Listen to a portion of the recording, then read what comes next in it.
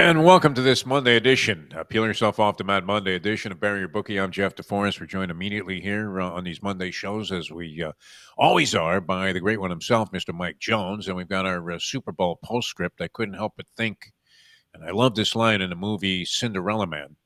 And the actor who's playing the Max Baer character looks at the wife of James J. Braddock, played by Russell Crowe, brilliantly so in that movie by Russell Crowe. And he says, so we're at the bar where they just happen to have this prearranged chance meeting. People die in fairy tales too. And that's what happened to Patrick Mahomes yesterday. People die in fairy tales too. Ready to be anointed the greatest of all time, now 3-2 in Super Bowls. Ready to be proclaimed better than Tom Brady, even only with 4 championships. And next thing you know, you're asking yourself, hey, how is it that 2 of his biggest, most lopsided losses have come when the championship's on the line? I don't think you can question that. I think you can question how bad and thorough of a whipping that was, because in anticipation of the game, I don't know that anybody quite saw that. Mike, domination, both sides. We were talking about it a couple of times last week and in a week prior, where you're saying if we were just looking at this game from a physical standpoint, and what everybody points to, and you being Mr. X Parcells guy there, listening to all of his proclamations on the sideline, what did he do? Instead of taking Matt Ryan, he took a left fucking tackle Right. with the first pick in the draft. Mm-hmm. And set the franchise back 15 years, possibly, in search of the quarterback. But games won and lost. People would say this. It's as old a standard cliche as you could possibly dig up. And that is games are won in the trenches. Yeah. When you're that dominant on both sides of the line, offense and defense, and Philadelphia's defensive front 4 guys, just an amazing performance yesterday. You're probably going to win and win big, which is what happened in the game. Well, what did you think? Go right to the facts. Vic Fangio 0 blitzes the entire game, first time all year. He got enough pressure with the 4th. They probably looked at their film and saw that the tackle position is being played by an all-pro guard, where they move out the left tackle, move a guy inside the guard because the left tackle position became a problem. They tried to correct it with DJ Humphries early on. He gets hurt. The right tackle, Juwan Taylor's been a problem for 2 years. Philly just figures it out. They have a great interior rush. Jalen Carter and Jordan Davis are brutal, are beasts. And when you start getting pressure to a veteran quarterback that's not used to it up the middle, he's got a center and a guard who all went to the Pro Bowl. And I think that was a telling point when you start watching the interior pressure. Brady didn't like it. Eli didn't like it. No one likes interior pressure at your legs as a quarterback. And you watch Mahomes moving in the pocket, very shades of Daniel Jones and Aaron Rodgers, shaking and moving. And I think you saw that the pressure was just too much. And then on the other side of the ball, Jalen Hurts had all day to throw pretty much. He could do what he wanted, rolled when he had to. A 17 to 22, I think he had for 221, overwhelming stats. Yes. But you felt comfortable. They geared up, did a great job containing Barkley. We're hitting him. I mean, he was getting 1 and 2 yards a clip, 23 carries or 57 yards. KC's defense did not play all that bad for allowing a 40 spot. But the plays that were made by third down, Hurts with his legs. They talked about a second time he's outplayed Mahomes in the Super Bowl. To me, it was all about the trenches earlier on. A lot of trends went out the window there, too. I mean, yes. You mentioned Fangio was 0-8 prior to this, going against Patrick Mahomes. Now, we're not going to discontinue our degenerate ways here on the program. And Mike's got a couple of basketball games he's drooling and salivating to give you here on the show. Well, we'll get back into the Super Bowl. But if you're betting, I mean, we just had the biggest betting weekend of the year. A lot of prop bets became of interest. I saw some really obscure ones dissecting the game down to its most minute fragments, carries by third-string running backs and yardage totals based on that. Some of them popped up that I remembered seeing various handicappers describing before the ballgame. And saying, okay, take a look at this guy. He's got to go over 5.5 yards. That's 1 carry. So it was interesting from that aspect. And that'll keep you entertained. And so if you are betting, BetOnline is the world's most trusted betting platform, your number one source for online betting. Hundreds of prop bets all the time. Now we're focusing in on the NBA, the NHL, college basketball, all the other things that are happening in the world of sport. You can bet virtually everything. Anytime, in-game betting, they're your best companion. Visit the website today and make game day for whatever sport you're betting your ultimate experience. It's just absolutely fantastic. Mike, a big proponent of the in-game betting. Bet online, the game starts here. All right, nobody could have anticipated that kind of shellacking. I remember being asked to make a pick. We were all in on the Eagles. I think everybody was in on the Eagles in this ball game. Oh no, you like the Chiefs I did. going? I really didn't have a play. I actually put out with you that Xavier Worthy over and over reception was the prop that I felt like there would be some deep And shots you taken got by the Chiefs in this game. And yeah, I had 1 yard and one catch in the end of the half. And I'm like, boy, this is a shellacking even to me. And then yeah. sure enough, I get the guts to go on there and take over 80 yards for Worthy at 2-1, which was a low number anyway. And then he hits the 50-yarder that got me over the yards and over the Bledsoe on the third quarter when he hit that slant that he ran. They broke in the field. Then the bomb at the end of the game for 57 yards gave him 157 yards and 8 catches. So he had everything went over him, 2 touchdowns. So Well, and the score too. I mean, that yeah, was another complaint of yeah. many people who thought. I mean, you could be the shrewdest of handicappers, Mike, and sit there and go, "Yeah, I'll take the under." I even saw a guy talking about teasing the under down even further. Mm-hmm. So he was in pretty good shape, and or no, he was teasing the under up a little Mm-hmm. bit, and yeah, you got the Chiefs with zero sitting there in the third quarter with a big fat round number on the scoreboard there, and you're wondering. I mean, Sirianni, is it going to pour it on? I would have made a big score when it was 24-0, and they got the fourth down stop around midfield, and I thought, you know what? Sirianni is just going to wind up and chuck one down the field here and bury this team right here and now. There'll be no Mm-hmm. more speculation that they're hanging around and they're going to be tough, or possibly they get a fluke score and maybe a defensive score to right back in it. And he throws that bomb, and I was just thinking that, as Tom Brady was saying, which I mean, it wasn't like he was being a clown. Where he's saying, "Oh well, they're going to want to run 4 or 5 minutes off the clock here and grind it out. Now it's time to see if you can get Barkley to just grind away for a few first downs." Boom, right down the field, beautiful pass. And I think Hurts was underrated for the passing that he was accomplishing, especially last game 2 weeks ago against the Yeah. Commanders. He was putting some pinpoint accurate down the field passes to his receivers, and he did it again. I mean, the margin of difference there, that Devontae Smith touchdown, guy's got his arm on the ball, the defender all the way to the ground, Yeah. and clutch Crazy. player hangs on, and that was it. I mean, Yeah. if you had any hope left with the Chiefs, it was crushed like a grape right there. Yeah, so we don't get to talk much because obviously we're not doing a live show during the game, although we have talked about it. But I looked at the halftime line, and guys were asking me what I thought, and Kansas City was 7 with the ball. And I'm like, I just don't see the comeback in this particular in this shot. So if you're laying 7, normally the price for the total for the money line is usually like 4-1. Wow. In this case, it was 310 take back 255 with Philly. So I was like, you know what? Why not take a crack at 255? But it was low, so it kind of wanted to parlay with the over, and then the guy didn't no parlays, and they don't give you the right payout. So I was like, I'll bail out. But I took. How many bookies have you been cut off by in your Oh life? no, they actually want me. They want me. But no, but it's just as you're watching this game, you're saying at halftime, I'm talking with some smart guys, and I'm like, I just don't know that Kansas City's going to score twice, or get a 2-point convert. Like you just have to figure they're going to outdo them twice.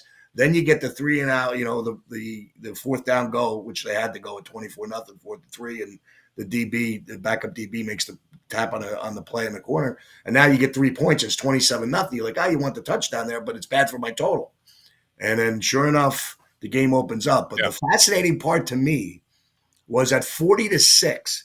Andy Reid called a timeout, or 34-6, called a timeout to let them set up a field goal. And I'm like, he's calling a timeout with 8:50 to save 40 seconds. And Yeah. he did it again on the next series. And then at 2:57 to go down 40-14, he calls a timeout and the crowd boos. I kind of like that fight. It's kind of Those were good moves by him. it's like, you're showing your team I even at thought, any point. yeah. Yeah, but it's rare today. You don't see it. And then sure Well, enough, I mean, why would you want to let them eat up 40 seconds while they're no, setting no, up the field yes, goal? the, And the logic is there. still are thinking, look, I don't care how much you're down. Obviously, they're Right, hopelessly out of it. right, Sirianni already had the Gatorade bath there. right, right. He's drying himself off with a towel. It's the third quarter. Red Auerbach was lighting up a fucking cigar in heaven Right. somewhere. And Yeah, they were sending out Henry Finkel, onto the floor, yeah, to wrap things right. up, or Mel Counts.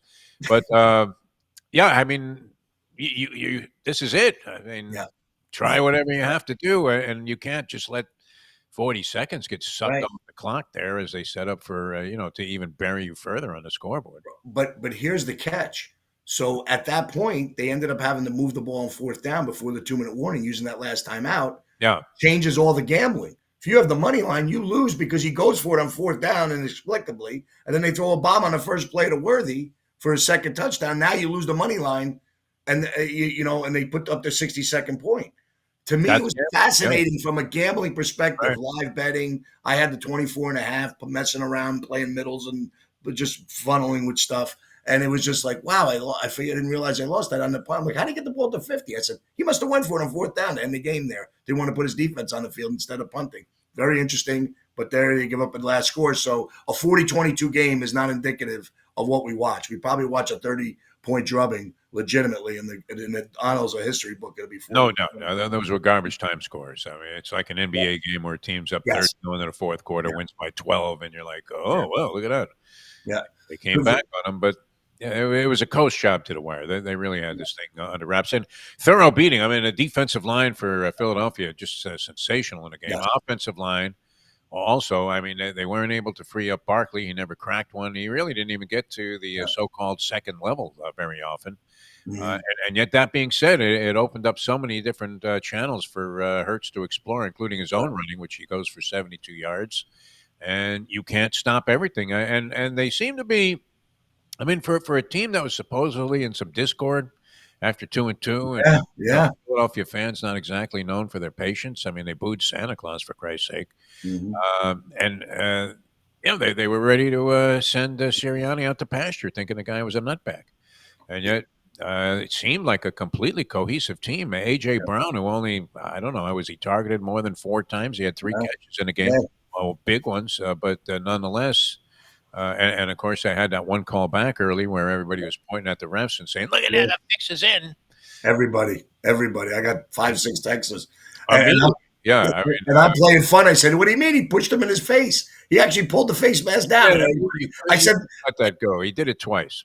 I said, Kansas City. I said, Philly got a break. It should have been 15 yards, not 10. And people were losing it with me. Yeah, Like and we he got got the makeup call after that, which yes, really yeah. The second one was a little rough, and then so. yeah, I just don't The like refs, that though, referee. by and large, I mean, we're not a huge factor in this ball game. The No, only thing they nearly wore out Elliott, the field goal kicker, because I think he had on 3 of his 4 tries, he had to kick the ball twice. yeah, Of right. false starts as the center was doing the old double head fake, like he was Oscar Robertson on the baseline Mhm. there somehow, trying to juke a guy off his feet. But yeah, from a standpoint, fascinating from many gambling angles, Yeah, from the standpoint of the outcome of the game, about as thorough a beating as we've seen, reverting back to that long series of really boring one-sided Super Bowls, which yeah, look more like the Hawaii Bowl, where one team is just absolutely shit-faced drunk coming onto the field, and the other team is all iron-clad focus. But congratulations, yeah, certainly Philadelphia Eagles, well-deserving championship, and it was nice to see Jalen Hurts, one of those guys is just a winning player. yeah, He's in that same sort of prototype yeah. as Lamar Jackson and the Kyler Murray, the kid from Mhm. Arizona, and yet a winning player Yeah, and a guy that always seems to come through. Granted, yeah, behind I mean that offensive line was a wall. yeah. If Trump wanted to keep all of the immigrants from crossing the border, he would just have to put the Philadelphia offensive line down there, and they would block fucking everything. Yes. Amazing. Yeah. And they are a wall. So they were like 6'6", 350 across the line. It's Yeah, incredible. yeah, great stat they showed the first Super Bowl. Yeah, I saw that. 6'3", 243 for the Packers, and yet this line was 6'6", 338, so almost a 95-pound difference in the line. I thought that was a very interesting, telling stat. I think when I was there in '84, we averaged 270 across the line with the Giants. So, and I used to think these guys were the biggest guys I've ever seen, and they were. And it's just enormous when you see these people walk down the street, how big they are, which leads to all the injuries and stuff. But two quick points: one gambling and one football. Right. Dotson gets the first touchdown. This is very interesting. I think he was like 50 or 60 to 1 for the first score. And the knee goes down at the 1 yard line. And then what that does is go back to the favorite Hurts getting the touchdown. Yes. And the under 1.5 yard run, which we used to bet all the time, thinking, how could under 1.5 be minus 180? Like, there's always going to be a 1 yard run. It seems like in the Super Bowl, there's always that either interference in the end zone or a guy gets caught at the 1, and there's always that 1 yard run. So that was a big gambling swing where someone might have had a long shot there to score the first touchdown with a backup wide receiver with Philly, and that imagine it. Yeah, and then the second thing I'll say is talking to Eagle fans the last few years, how upset they were with Howie Roseman, and I always say this guy's a lot better than people think.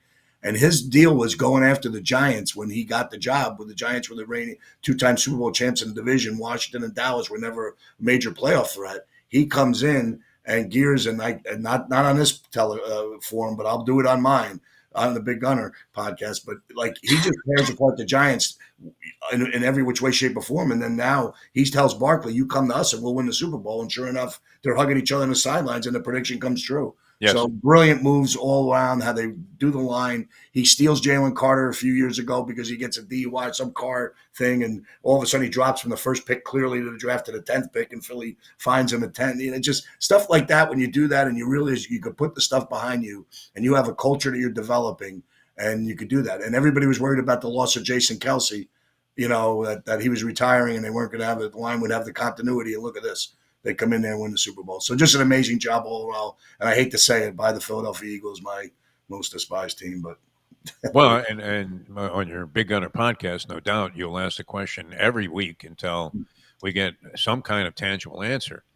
How does Joe Shane sleep at night? Yeah, very interesting. Pat Leonard from the Daily News said he compared the Giants letting Barkley go and you're a baseball guy, to the Eagles was comparison to the Red Sox trading Babe Ruth to the Yankees. And I went, wait a minute. I can't even compare that. I can even compare that. But when in reality, if Barkley wins 2 or 3 Super Bowls in a row, you might go down the annals and say, and it could be along the same lines of some of the worst moves you'll ever see. But it's just brutal. But I'm happy for the young man. He's a great kid. He added to the culture. And I think you have to look at that in the future when you're dealing with all the different things, when we're gambling, we're handicapping, all this stuff.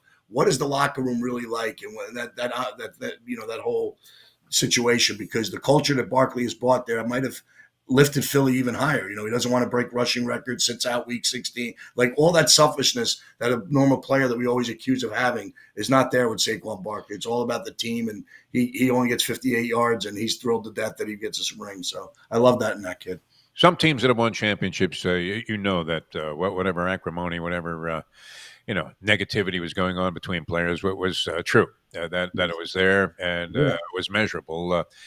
But last couple of teams I've watched in post-game championship celebration actually were very convincing. The Florida Panthers, we know this is true of hockey teams, that the unity among the hockey players, I mean, the symmetry inside their dressing room, as they call it, and when they're playing is unparalleled maybe in team sports, the major team sports. But you sense that there was the same kind of unity, and it sounds corny to say that, but I'm always trying to read what the hell was really going on there. But and Sirianni, who doesn't call the plays, and he seems to be there, and he makes whatever decisions he is making about play calling, a lot of 4th down tries and things of that nature. And look what he does, even on the play to A.J. Brown. I mean, that's a gutsy fucking call. That's old school Vince Lombardi, 4th and 1, been running Taylor and Horning into the line of scrimmage all day long. Might go with the Bart Starr sneak, but no. Play action, drops back, finds Boyd Darler on the outside. And I can see here as a kid, Ray Scott, the great announcer, going, Star, Dollar, touchdown. Yeah. Fuck, he threw a bomb. That's Vince Lombardi, for God's sake. Yeah. Yeah, and it might have maybe Sirianni, I mean, goes for that early in the ballgame, man. That could be a big turning point, and one of those things that as a coach you're under criticism the rest of your life for making this. Yeah, it just makes one thing to Sirianni's credit, and You know, you watched his antics on the sidelines, as you brought up early on in the year. You didn't know where Philly was going. Is he's lost his coordinators. You know, one of these guys that Belichick went through this whole thing where the coordinators take off for head jobs, and Kellen Moore looks like he's the lead candidate. He's going to lose his OC who made that call to the New Orleans Saints. It looks like coming up very shortly, and it's like as you look at this, it's like he lost. Actually, Moore, once they got ahead by 30 points and change, he was house hunting. Yeah, He right. wasn't even on the sideline anymore. He was Yeah, out yeah. where, Yeah, this is over. outside of Yeah, Jackson Square looking to buy a yeah. building. Yeah, so if you're a Saint fan that snuck in there just to have the event in town, you're sitting there. This is our guy, the guy who's dismantling the Chiefs' defense or whatever. Yeah. But they thought played okay. But yeah, just the whole thing is just remarkable that he loses Steichen and Gannon to the Colts and the Cardinals, and then he comes back with 2 new coordinators and more new coordinators. And every year he seems to his main part of his coaching staff seems to move around, and yet Sirianni keeps it together with the greatness of Howie Roseman. So the Eagles organization really is taking a step ahead of, they're up in the elite levels of all the organizations in football. As sad as it is for me to say that as a Giant fan, that we're going to have to deal with this for a long time. But yeah, great season, and unbelievable performance yesterday. Since the mid '90s, Jeff Lurie there. Of course, my all-time favorite Philadelphia Eagles owner will always be the legendary Leonard Toews. Amazing. Who his legend was cemented as the king of all degenerates when he was on that 60 Minutes piece. I think it was Harry Reisner asked him, or whoever the correspondent was, says after he's lost all his money, he's living in like an efficiency in some dumpy area off the boardwalk in Atlantic City. Very stark surroundings. I mean, the kind of thing that you're thinking this guy's, up there cooking up something that has to be very sinister and evil. And like Taxi Driver almost. He's living like Travis Bickle, this guy. And he's asked, if you had $1 million, if I gave you $1 million after he lost all his money gambling in Atlantic City, would you do it all over again? And he looks back across at the guy that's doing the interview and says, would you make it too? Fucking brilliant, man. Oh, he was a character and loved. Dick Vermeil did everything for him at the end of his life. Yeah. He was taking care of him. So that'll just tell you, like what those guys are just real. The true blue character of the yesteryear is not what we see today. Now there's too much polarization. You're being watched everywhere. Should be on his epitaph. Yeah, he couldn't get away with that. Yeah, would you make it too? All right, make it two Super Bowl championships, and not that far of a span under the ownership of Jeff Lurie, who I believe, he came from like I think the Hunts were oil. Lurie's family, he ended up with like a movie studio, making like B-grade films, and ended up prospering. I think he might have had money that he made before that in some other aspect of life, and paid like $185 million for the Eagles in the mid '90s. Probably worth what, $5-6 billion now as a Super Bowl winning franchise. All right, we're going to turn our attention to Ron Paul, Mike. Yeah. Let's get into it. Are you on or off your Trailblazers bandwagon for the? Well, they're getting 9.5 tonight from Denver. I don't know what the injury list looks like. Maybe they'll stay in. It was just a very interesting game the other night where 3 main guys are out from Minnesota. Edwards gets announced out right at the tip. The Blazers have all their guys ablaze, and the line only dropped to 4. And I'm like, this should really go lower. And it kind of scared you off. So, again, it's reading lines and trying to figure out. So they're up 13 at halftime, and I'm thinking I'm home free, and then they get beat 35-10 in the fourth quarter. And so the streak is basically over, which, was an amazing streak for them to win all these games. And they're back on the road tonight, getting 9.5. I'm probably a pass in that game. But I do see something that intrigues me. Orlando's been struggling a little bit, gets a 1-point win against San Antonio. The Hawks have been playing a little bit better ball. I see they're getting 5 tonight. I don't know about the injury report, but I kind of like the Monday Night Dogs, try to find something. Maybe Atlanta gets in there, keeps it close, might be able to steal a victory down in Orlando. That's one of my games for today that I'm kind of zeroing in on. Okay, and then you're riding the back of the Clemson Tigers? Yeah, I just watching that game, another one of these crazy live line betting games where Duke gets out to this big start. I like Clemson. I'm saying to myself, watching the Florida game too Saturday, where Florida is a 9.5 point dog and they're down 12 very early in the game, maybe first 10 minutes, and then the live line goes up to 12.5, 13, and I take a small crack with it knowing at 9.5 and turn the game off thinking I lost, but I'm going to stick to my guns, and I see they're up 10 at halftime. I'm like, what happened? These are the games that just these swings in college basketball are just remarkable. And so Clemson gets a run to start the second half, and I got them two ways. And they get the huge win. Duke looks like they're coming back, takes a late lead. Big lift. Now, is there a letdown in this case? I don't know. Clemson made it to the Sweet 16, was a really good team last year. I like them a little bit against North Carolina, down North Carolina team laying 5. I think they carry the momentum out and kind of get into this nationally televised game on ESPN tonight. Clemson laid a 5. All right, very good. And the Big Gunner podcast, huge success. Yeah, Here yeah. on No Filter. Yeah, First episode was last week. You're coming up with another one, right? yeah, we're going to be talking a little bit more about the Super Bowl. We'll get into a little more deeper dive into the things that you watch, and which Giants are trying to catch the Eagles now, which looks like it's going to be a long haul. And then we're going to find a little bit of Tuesday night action for us, and then and then give you a forecast for the future. Yeah. Sounds good. Sounds excellent. All right, that's right here on nofilter.net tomorrow. What time you pop that up there? Yeah, I think it should be up some 10 a.m. Eastern, and then we'll probably be up on YouTube a little later in the afternoon. All right, excellent stuff. Mike Jones, pleasure. As we transition, no more football for a while. People go through withdrawal during this period of time. Yes. Start betting on draft anticipation as if they were betting Kentucky Derby futures.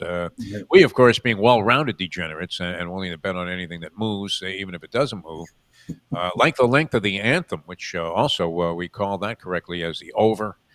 It was bucking the trend on tails. I think I would have gone heads, although you only had to lay 102 to win 100 on tails in the Super Bowl coin flip, which always is amazing to me that it meets with just a rousing, raucous reaction from the crowd as they announce tails. And it's not because their favorite team got the ball or got to defer, but as you're looking at the amount of money. I had a friend had 5 dimes on tails.